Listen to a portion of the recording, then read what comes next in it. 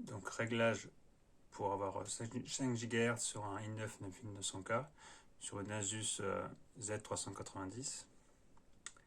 Donc on commence par aller dans mode avancé, dans F7. On va sur avancé. On va sur configuration de processeur. On va tout en bas, tout en bas. Donc CPU Power Management Control.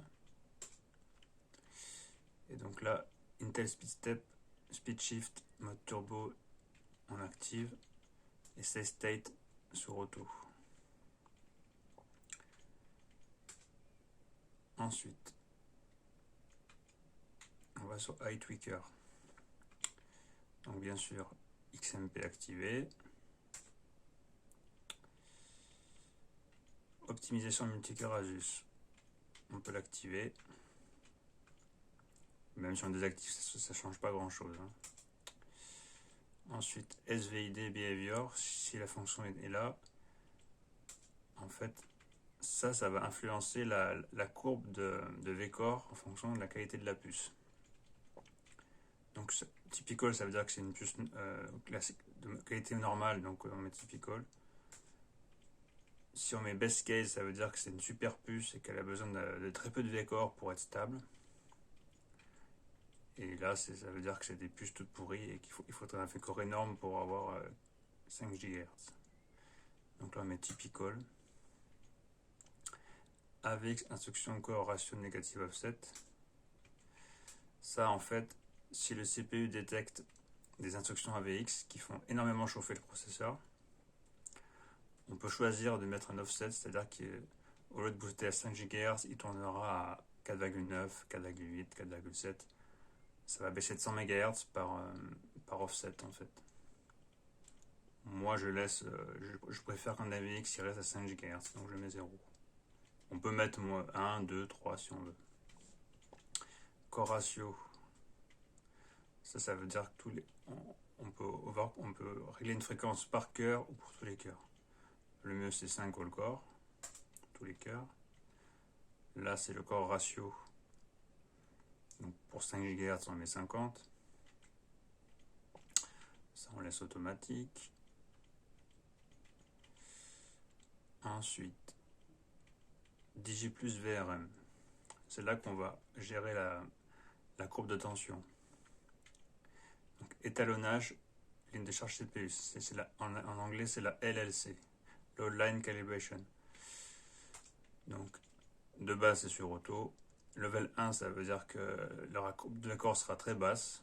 La tension maximale du processeur sera très basse, donc ce ne sera pas stable. Et level 7 elle sera très élevée. Donc en automatique, pour un V-Core en automatique ou en offset, il faut mettre 4, c'est pas mal. Si on fait un overclocking avec un V-Core fixe, le mieux c'est de mettre level 6. Donc moi je mets level 4 parce que j'ai un V-Core automatique. 5 ACDC activé. Capacité de courant CPU, ça on met à fond.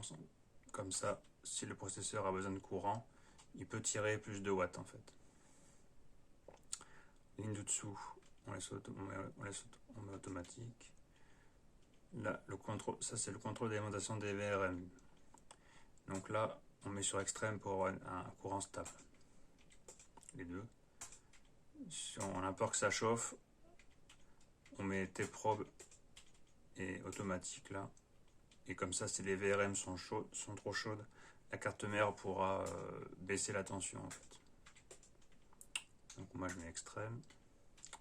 Et la dernière ligne en bas, activée aussi. Ensuite, gestion alimentation CPU interne.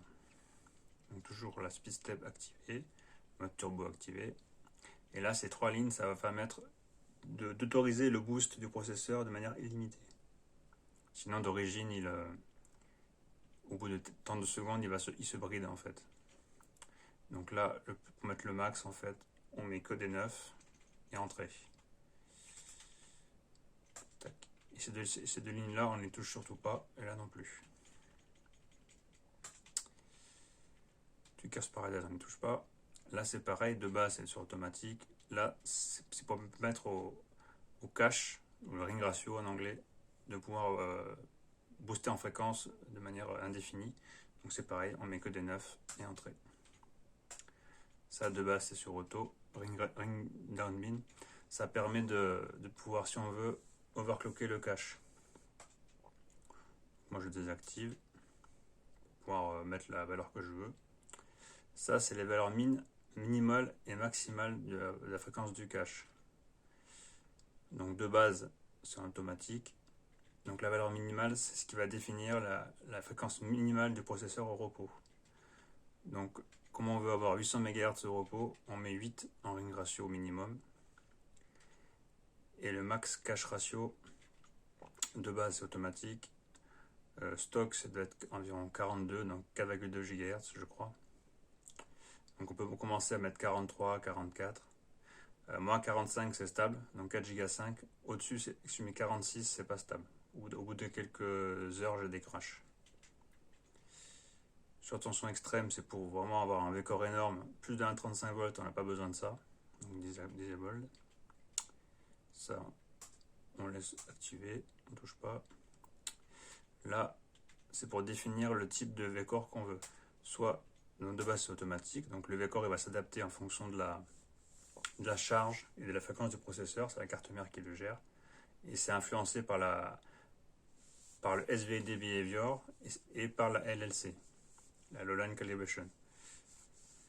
Donc, auto c'est pas mal, mais c'est pas top quand même. Enfin, on n'a pas la main mise sur. On peut pas faire de réglage fin. Beaucoup de overclockers font du V-core manuel, moi j'aime pas. Moi je trouve que le mieux c'est offset. Donc avec offset, ça veut dire qu'on va pouvoir appliquer un offset en plus ou en moins sur la courbe de V-core. Donc moi je mets plus. Et j'ai vu que pour 5 GHz, j'ai besoin de mettre un offset de 0,3 volts sur toute la courbe pour être stable dans n'importe quelle situation en fait. Donc une fois qu'on a mis mes réglages, LLC A4, etc., si c'est pas stable, les 5 GHz, c'est ici qu'on va jouer en fait.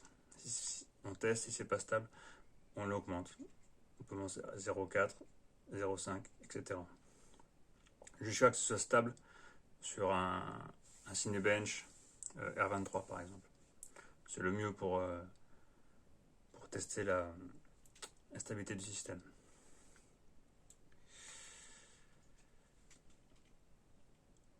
Ensuite, ça c'est la tension mémoire RAM XMP, donc c'est un 35, c'est normal.